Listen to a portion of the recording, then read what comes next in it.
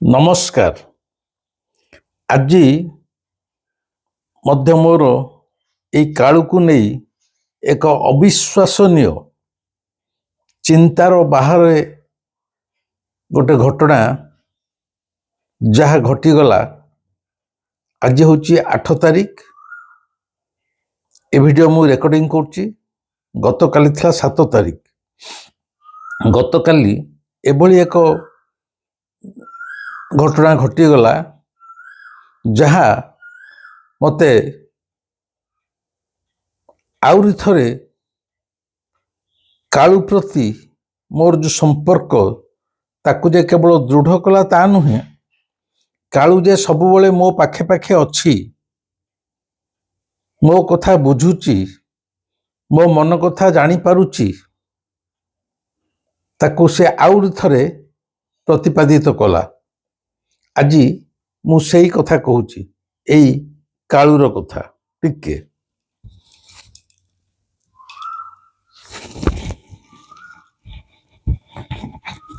କାଳୁର କଥା କଣ?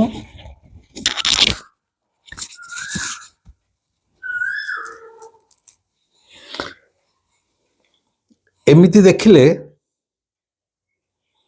କାଳୁ ସହିତ ମୋର ଯେଉଁ ଦୀର୍ଘ ବର୍ଷର ସମ୍ପର୍କ ଯୋଡ଼ି ହେଇ ସାରିଲାଣି, ସେଥିରେ କାଳୁ ପ୍ରତି ଯେ ମୋର ଆଉ ସନ୍ଦେହ ପ୍ରଶ୍ନବାଚୀ ଅଛି ସେମିତି ଆଦୌ ମୋ ମନ ଭିତରେ ନାହିଁ।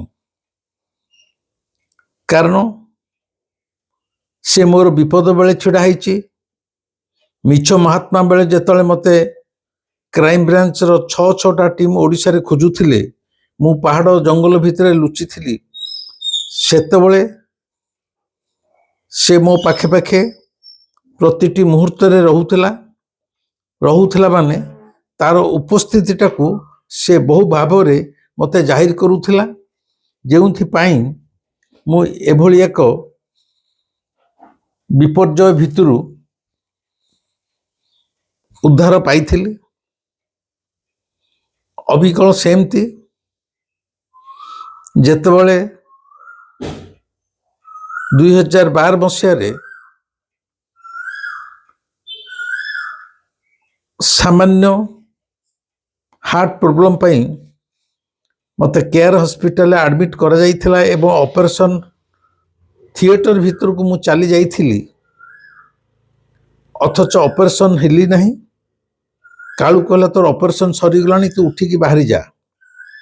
ଏବଂ ପ୍ରକୃତରେ 2 ଦିନ ଆଇସିୟୁରେ କୋମାରେ ରହିଲା ପରେ ମଧ୍ୟ, ଅପରେସନ୍ ଥିଏଟରକୁ ଅପରେସନ୍ ପାଇଁ ଗଲା ପରେ ମଧ୍ୟ ମୋର ହାର୍ଟ ଅପରେସନ୍ ହେଇନଥିଲା। ଡାକ୍ତରମାନେ ମୋତେ ଅତ୍ୟନ୍ତ ଆଶ୍ଚର୍ଯ୍ୟଜନକ ଭାବରେ ମୋତେ ଡିସଚାର୍ଜ କରିଥିଲେ। ସେ କଥା ମଧ୍ୟ ମୁଁ ଅତୀତରେ ୟୁଟ୍ୟୁବରେ କହିଛି। ଅତୀତରେ ଯେତେବେଳେ କେତେବେଳେ ମୋର ଶାରୀରିକ ଅସୁସ୍ଥତା ଆସିଛି, ଏଇ ନିକଟରେ ଯେଉଁ କହିଥିଲି ଥରେ ମୋର ଏଇ ପ୍ରାୟ 3-4 ମାସ ତଳେ ଯେଉଁ ମୁଣ୍ଡ ଫାଟିଗଲା, ସେ କଥା ମୁଁ କହିଛି। ମୁଣ୍ଡ ଫାଟିବାର ପର ମୁହୂର୍ତ୍ତରେ କେମିତି ହଠାତ୍ ଗୋଟେ ଫୋନ୍ ଆସିଲା। ମୁଁ ହସ୍ପିଟାଲ ଯାଇନି, ମୁଣ୍ଡ ଫାଟିଛି, ଘରେ ଆସି ପଡ଼ିଛି। ସେ ଯେଉଁ ଶୁଭ୍ରା ପୁଷ୍ପା ନାମ୍ନୀ ଝିଅଟି କେମିତି ଫୋନ୍ କଲା, ମୁଁ ଦିଲ୍ଲୀରୁ ଟ୍ରେନରେ ବସି ସାରିଲିଣି।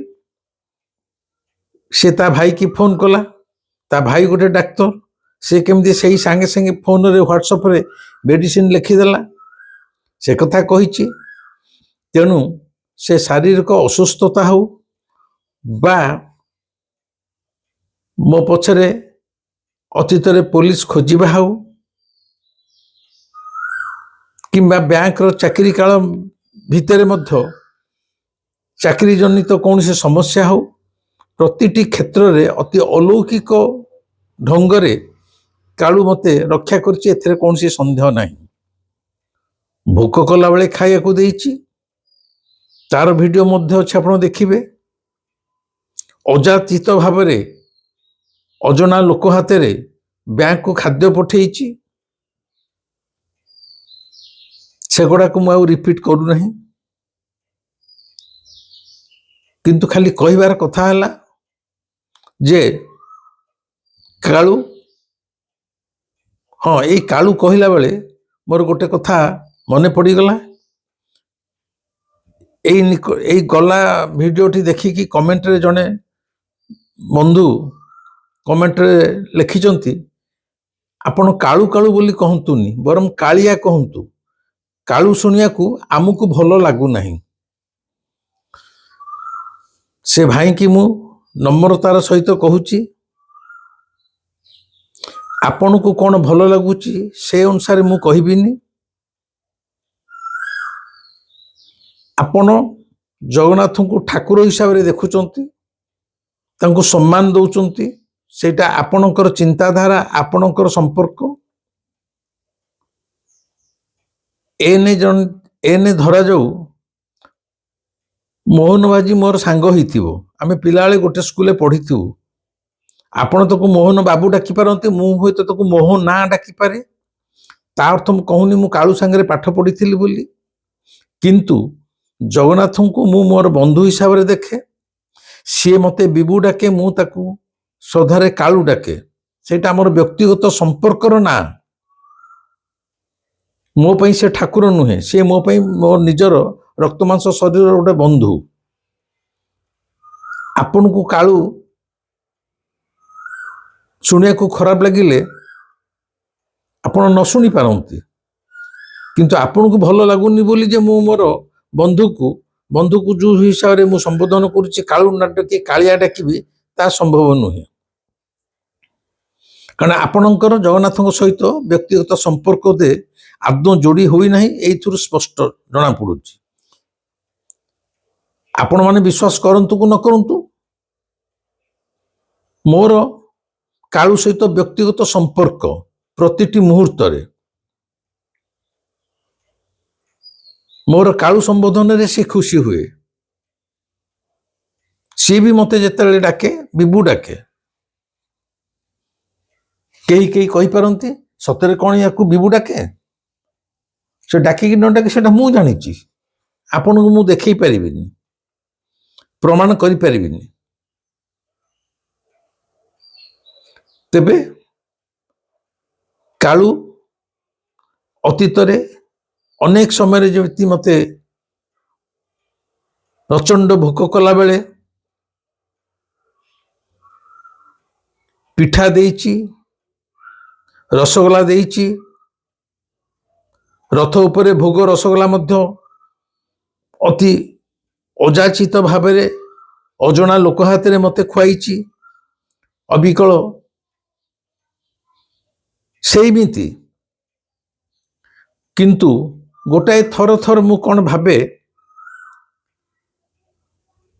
धर जाऊ कालूर मोर कथबार्ता में किछि दिन हाइनु जेमती गोटे मान अभिमान थाए थरे थरे मु कालू को कहे जे तू सतरे मो पाखे अच्छु तो आ जदि सतरे अच्छु तू केतले तू मो सहित अच्छु केतले केतले तोर उपस्थितिटा मो पाखे जाहिर करिवु ना नल मु जानिबि केमती एटा मो मन भीतर ताकू कुहे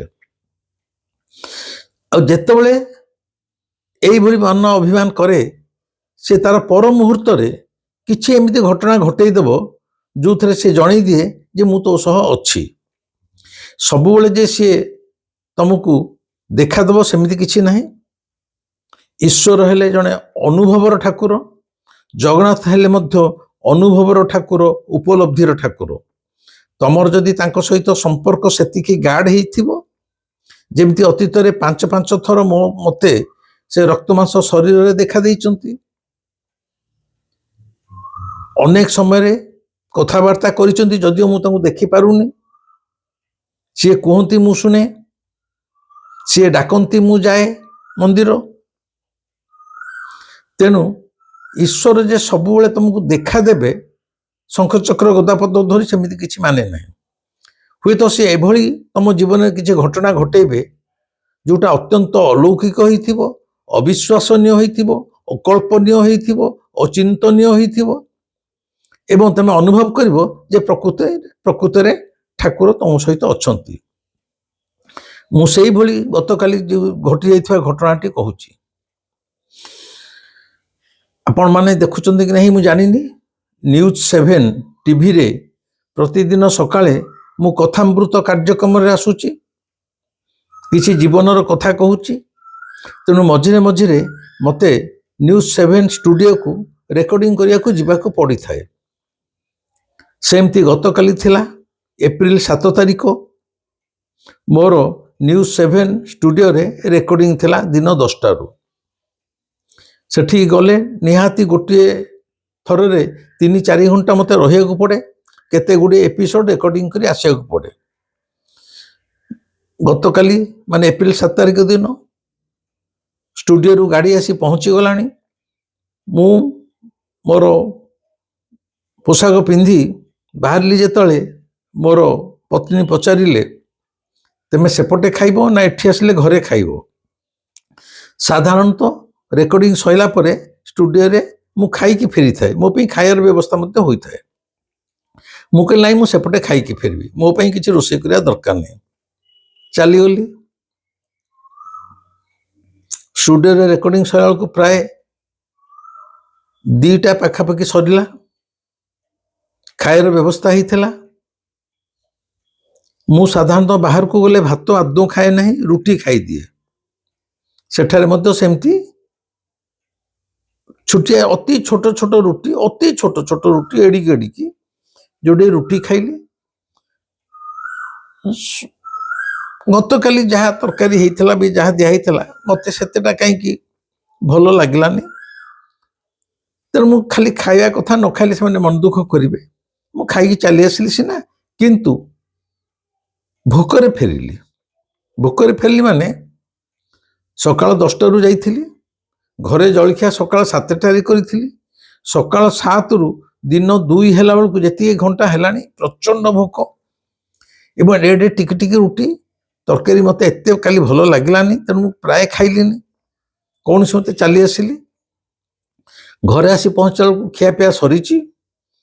मो पत्नी मध्य शोई को चली गले। तांको मध्य बयस हेलानी, तांकर भी शरीर असुस्थ रोची। आउ मोर कहे को साहस हेलानी जे मते प्रचंड भोक होची। मु प्राय न खाइची कहली चले।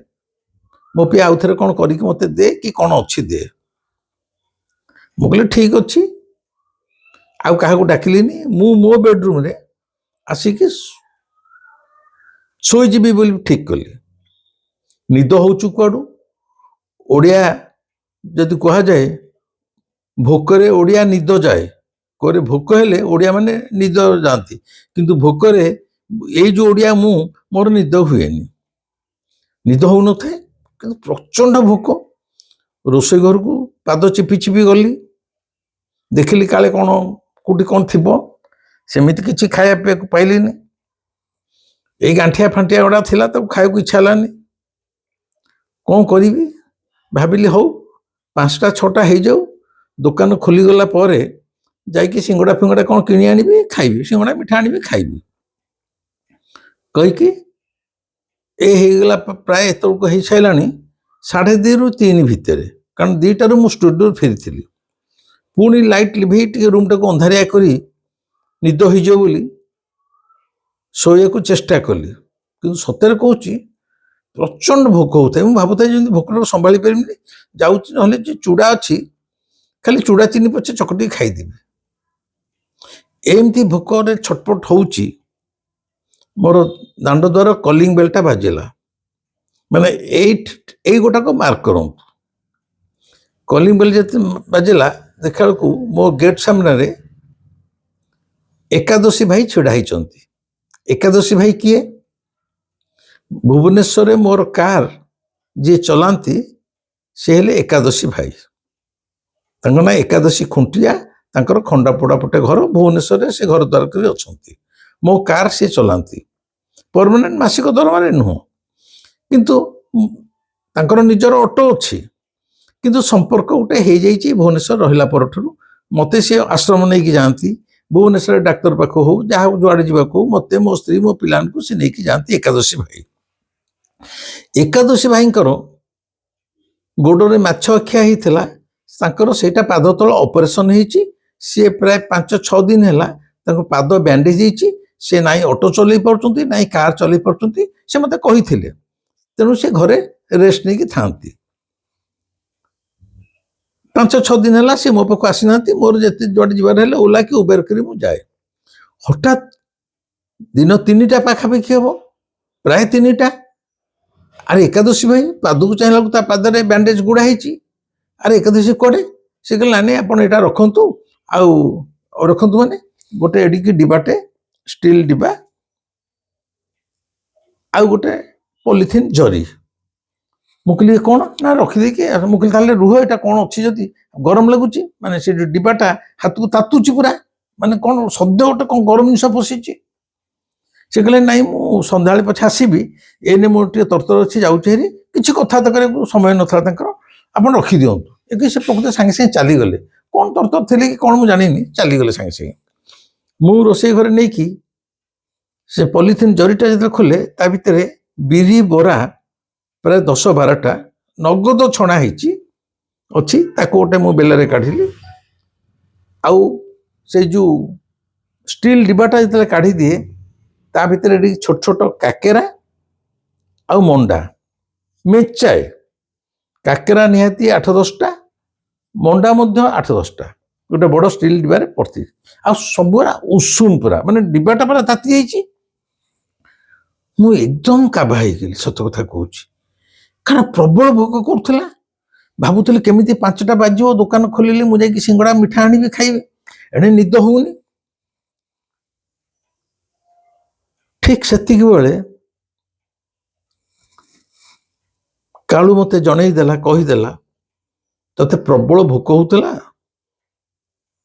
निद होउनथिला खाई बोली होउथुलु बर्तमान पठेली तते तो भल लगे बरा आगुआ कहूची ये छणाछणी जिनस सिंगड़ा आलुचप पकोड़ी ये जो सब जिनस गुलगुला पियाजी मोर बराटा है फेवराइट मु जुआड़े जाए मु बरा खाए बरा घुगुनी खाए बरा पठे एक आ पिठारे तो मुझे अनेक थर यूट्यूब रे कही काकेरा मुंडा मोर प्रिय कारण पिला बेले मो बुढ़ी माँ मोर जन्मदिन में काकेरा मुंडा छाणिकी ही रखे दिए तेणु ये आसला सुजी काकेरा आउ जमती आमर मंडा जमी से पुर दिया मंडा छणा मंडा धड़ा मंडा नुह खा मु गाँव गाँव कि आग 4टा बरा खाईदेली 2टा काकेरा 2टा मंडा माने 8टा पेट पूरा पूरी गला आग पानी पी गली एक कथाटा आपण मान को कहली यही सकाशे एकादशी भाई मोर गाड़ी चलाउथवा भाई जनक दिन 3टारे जीवन रे केबे मते आनी पिठा बरा दे नथिले प्रथम तो तांकर गोड़ ऑपरेशन होइछि पाद तल कटा होइछि बैंडेज होइछि 5-6 दिन धरी से गाड़ी चलै पड़नती घरे थिले मु भी देखली ताक पचाली पाद से पाद देखले तांकर बैंडेज खोला हिन बैंडेज होइछि धर से पिठाटा बा जहाँ तांको घरे छणा हला कोथे काली तो किछि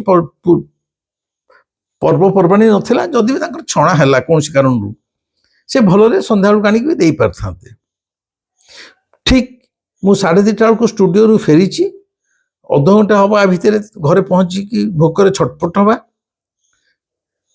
धर से पिठा आ बरा संध्या 7टा को आनी था पूर्व मु निश्चय दुकान रु किनिकी खाई सारी था आनियार किसी अर्थ न था मु कह मोर जेतिक भोक करुची अबिकल ठीक सेतिक बेले जार गोड़टा ऑपरेशन होइची बैंडेज खोला जाइनी से लोक पुणी ठीक जेतिक भोक होची दिन 3टा बेले तार तो तांका घरे से छणाछणीटा 2टारू बा 2:30 आरंभ होइथो स्त्री करिथिबे 2टा 2:30 छणाछणी नहेले मो पाखरे आसी 3टारे आसी मो घरे पहुंची पार नथांता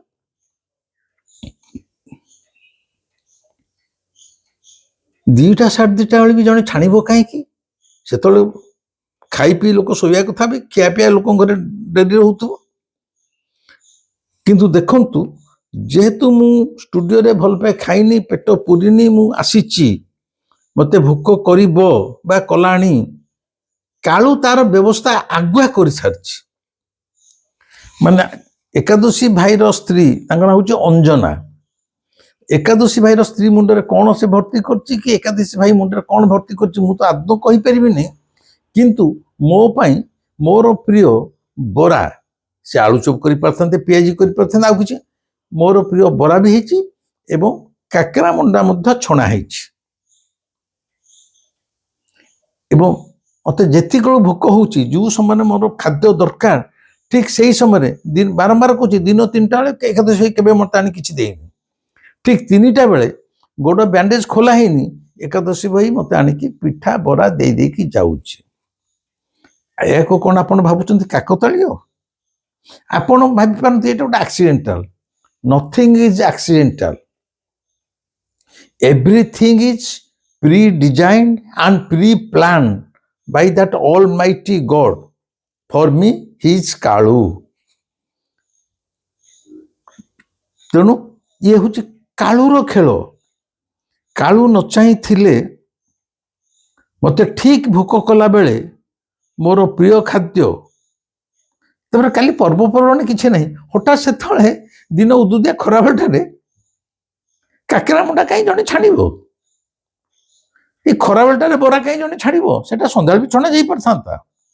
ନା, ଏ ସବୁ କେବଳ ମୋରି ପାଇଁ ହଉଥିଲା। ଆକୁ ଆପଣମାନେ କେମିତି ଭାବୁଛନ୍ତି ମୁଁ କହିପାରିବିନି, କିନ୍ତୁ ମୁଁ ଜାଣିଛି କାଳୁ ଏତକ କରୁଥିଲା। ସେଇ ସକାଶେ କହୁଛି, କାଳୁ ଯେ ତମ ପାଖରେ ଶଙ୍ଖ ଚକ୍ର ଗଦା ପଦ୍ମ ଧରି ଛିଡ଼ା ହେବ, କହିବ ବିଭୁ ତତେ ଭୋକ କରୁଛି, କ'ଣ କୋଉ ଦୋକାନରୁ କ'ଣ ଆଣି ମତେ କହ, ନା ସେମିତି ସେ କହିବନି। କେତେବେଳେ କୋଉ ରୂପରେ କାହା ହାତରେ ଚାଲି ଆସିବ, କେତେବେଳେ ସେ ଯେ ତମ ପାଖରେ ଅଛି ତାର ଉପସ୍ଥିତିଟାକୁ ସେ ବିଭିନ୍ନ ବାଗରେ ତମକୁ ଜଣେଇବ। ତେଣୁ ତୁମେ ଯଦି କାଳୁ ସହିତ ଯୋଡ଼ି ହେଇଯାଇଛ, ତାହେଲେ କାଳୁ ତମର। ସେଇ ଯୋଡ଼ି ହବାଟା କେବଳ ତମ ପୂଜା ଉପରେ ନିର୍ଭର କରୁନି। ଅନେକ ମତେ ମା ମାନେ ଫୋନ କରି କହୁଛନ୍ତି, ଆମେ ତାକୁ ଦିନ ରାତି ପୂଜା କରୁଛୁ, ଯାହା କରିବା କଥା ସବୁ ନିଷ୍ଠାର ସହିତ କରୁଛୁ, କାହିଁ ଆମେ କାହିଁ ତାକୁ ଟିକେ ଦେଖିପାରୁନୁ, ଆମ ସହିତ କାହିଁ ଏମିତି କିଛି ଘଟଣା ଘଟୁନି? ତା ମୁଁ କହିପାରିବିନି। କାଳୁ ସହିତ ସମ୍ପର୍କଟା ହବ ତମ ହୃଦୟର, ତମ ଭାବର। ଦେଖେଇ ହବା ଭାବ କିଛି ନାହିଁ ସେଠି। ସେ କହୁନି ତମେ ମତେ ଆସି ପୂଜା କର, 2 ଘଣ୍ଟା ମୋ ସାମ୍ନାରେ ବସ, 2 ଘଣ୍ଟା ମୋ ପାଖରେ କ'ଣ ଗୋଟେ ଗୀତା ଗାୟତ୍ରୀ ବୋଲ, ସେ କିଛି କହୁନି। ଏବଂ ଆମମାନଙ୍କର ପୂଜା ଭିତରେ ଗୋଟେ ମାଗିବା ଥାଏ, ଗୋଟେ କାମନା ଥାଏ। ଆମେ ଯେଉଁ ପୂଜା କରୁ, ଏଇ ଯେମିତି କହିଲା, ଆମେ ତ ଏତେ ନିଷ୍ଠାର ସହିତ ପୂଜା କରୁଛୁ, କାହିଁ ଆମ ସହିତ ଦେଖା ହଉନି, ଆମ ସହିତ ଏମିତି ଘଟଣା ଘଟୁନି, ଯେଉଁମାନେ ମତେ କହନ୍ତି। ତା ତ ତୁମେ ଚାହୁଁଛ ଯେହେତୁ ପୂଜା କରୁଛ ସେ ତମକୁ ଦେଖା ଦିଅନ୍ତା, ଯେହେତୁ ତୁମେ ପୂଜା କରୁଛ ସେ ବି ତମକୁ ଏମିତି ମୋ ଭଳିଆ ବ୍ୟବହାର କରନ୍ତା। ମୁଁ ଜୀବନରେ ଯେବେଠୁ କାଳୁ ସହିତ ଯୋଡ଼ି ହେଇଗଲିଣି, ଜୀବନରେ କେବେ ତାକୁ କିଛି ମାଗି ନାହିଁ, ମତେ ଏହା ଦେ କି ତାହା ଦେ, କି ମୋର ତା ପ୍ରତି ଯୋଉ ଭଲ ପାଇବା, ତା ଭିତରେ କୌଣସି କାମନା ମଧ୍ୟ ନାହିଁ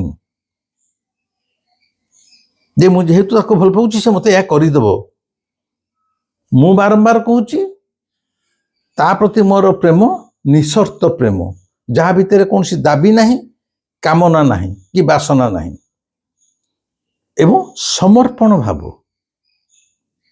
କାଳୁ ସେତିକି ବେଳେ ତୁମ ସହିତ ସମ୍ପର୍କ ଯୋଡ଼ିବ ଯେତେବେଳେ ସେ ଜାଣିବ ତୁମେ ସମ୍ପୂର୍ଣ୍ଣ ତା ଉପରେ ନିର୍ଭରଶୀଳ ନୁହଁ, ତୁମେ ନିଜକୁ ସମର୍ପଣ କରିଦେଇଛ।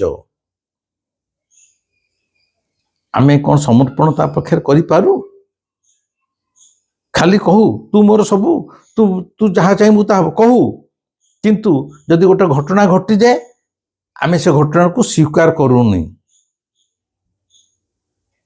ସ୍ୱାମୀର ଦେହ ଖରାପ ହେଇଛି, ହସ୍ପିଟାଲକୁ ଚାଲିଗଲା, ଯେ ମୁଁ ତ କାହାର କିଛି କ୍ଷତି କରୁନି, ମୁଁ କାହିଁ ଏତେ କଷ୍ଟ ପାଉଛି? ତାର ତ ସ୍ୱାମୀ ଯୋଉ ହସ୍ପିଟାଲକୁ ଚାଲିଗଲା, ଏଇ ସତ୍ୟଟାକୁ ତମେ ଗ୍ରହଣ କରିପାରୁନ, ଏଇଟା ତମ କ୍ଷେତ୍ରରେ ହବା କଥା ନୁହଁ, ହେଇଯାଇଛି, ତାର ତ ତମ ଭିତରେ ଗୋଟେ ଅଭିଯୋଗ।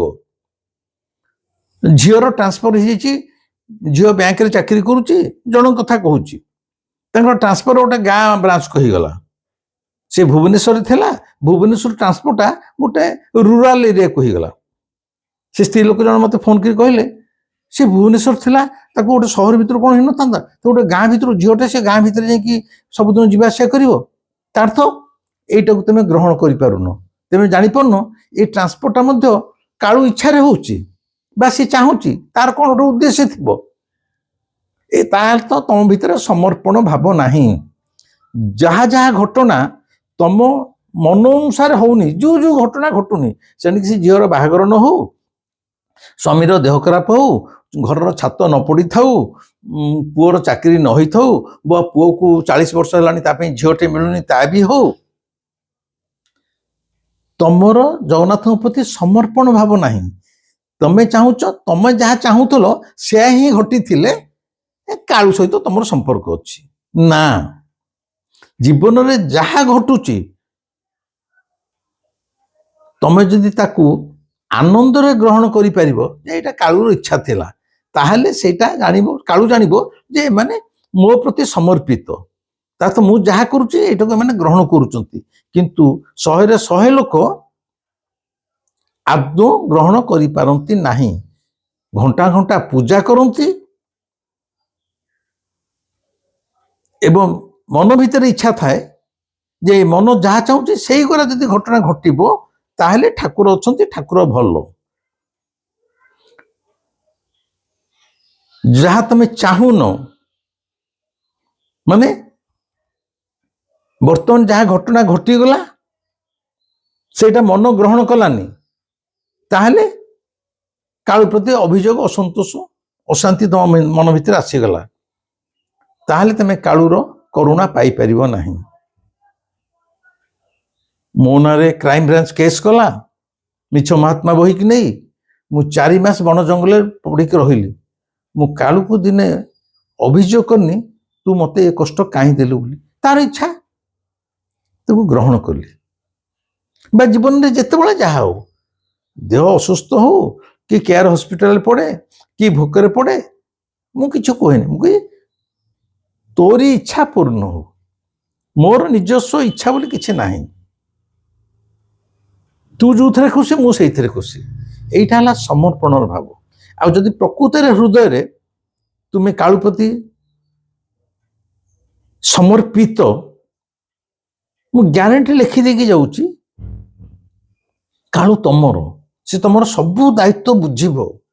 ଆମେ ସିନା ତାପରେ ଦାୟିତ୍ୱ ଦେଲେ ସେ ବୁଝିବ, ଆମେ ତ ଦାୟିତ୍ୱ ଦଉନୁ, ସବୁ ଆମେ କରୁଛୁ, ଆମେ ମଝିରେ କର୍ତ୍ତା ହେଇଯାଉଛୁ।